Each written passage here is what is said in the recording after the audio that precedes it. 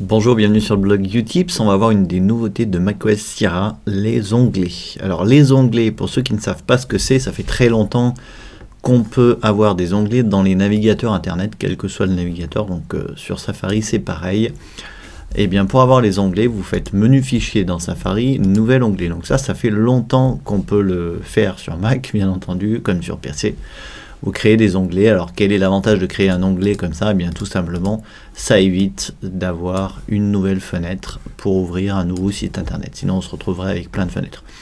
Donc l'avantage, par exemple sur Safari, si je veux ouvrir ce site, je peux faire un clic droit, ouvrir dans un nouvel onglet, etc. Et du coup j'ai plusieurs pages comme ça internet qui sont ouvertes. Alors depuis Maverick, on peut aussi avoir les onglets dans le Finder. Par exemple, si je fais fichier, nouvel onglet, eh bien j'ai un deuxième onglet qui s'ouvre dans le Finder comme ça et je peux en créer autant que je veux.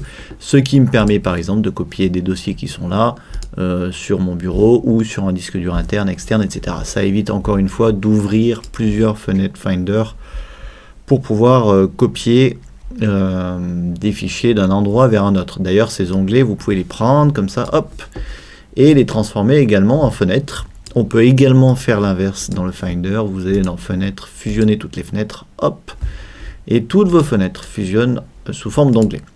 Donc tout ça, ça fait déjà un petit moment qu'on peut le faire. Et maintenant, eh bien, les onglets sont présents dans d'autres applications. Par exemple, vous allez lancer l'application Plan.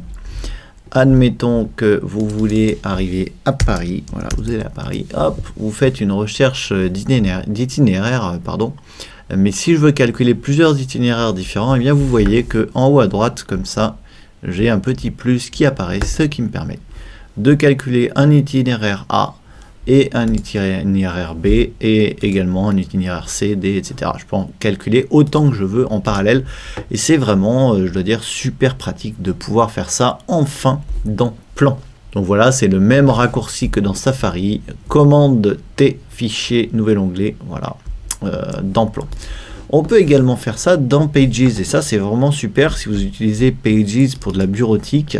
Donc personnellement ça fait longtemps que j'attendais ça. Si on va dans Pages ici, je fais fichier nouveau, je vais créer un document Pages par exemple vierge.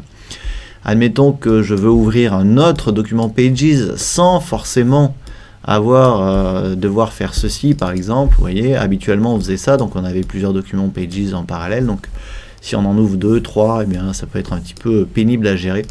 Et bien maintenant, regardez, c'est la même chose. Je peux ouvrir, clac, un nouvel onglet. J'ouvre un deuxième document dans un nouvel onglet et je peux passer de l'un à l'autre comme ça, faire du copier-coller de l'un à l'autre, ce qui permet en plein écran eh bien, de pouvoir avoir plusieurs documents côte à côte dans Pages. Voilà. Et comme vous vous en doutez, c'est la même chose dans le logiciel Keynote, également dans Numbers, on a la barre d'onglets qu'on peut afficher depuis le menu présentation, ce qui permet d'ouvrir plusieurs présentations Keynote en parallèle, donc même chose que pour Pages et Numbers. Voilà, donc c'est très pratique d'avoir ces logiciels bureautiques. Un autre logiciel compatible avec les onglets, c'est le logiciel eBooks Author, qui permet, je le rappelle, de créer des livres électroniques et de les mettre en ligne sur l'iBook Store. Depuis le menu présentation, pareil, on affiche la barre d'onglets, vous appuyez sur le plus et vous pouvez enfin ouvrir 2 livres en parallèle. Donc voilà, c'est vraiment génial. Je pense qu'il y aura de plus en plus d'applications compatibles à l'avenir avec ces onglets de macOS. Voilà donc une nouveauté fort agréable dans ce nouveau système. Je ne vais pas faire tous les logiciels compatibles, il y a aussi TextEdit, enfin il y en a d'autres. Voilà, à vous de tester à chaque fois, d'aller voir dans le menu présentation ou dans le menu fichier nouveau pour voir si vous pouvez créer des onglets et surveiller également ces fonctions lors des prochaines mises à jour puisque je pense que certaines applications seront compatibles à l'avenir avec les mises à jour compatibles macOS Sierra. Voilà, si vous avez des questions au sujet des onglets, n'hésitez pas et moi je vous dis à demain pour la prochaine vidéo.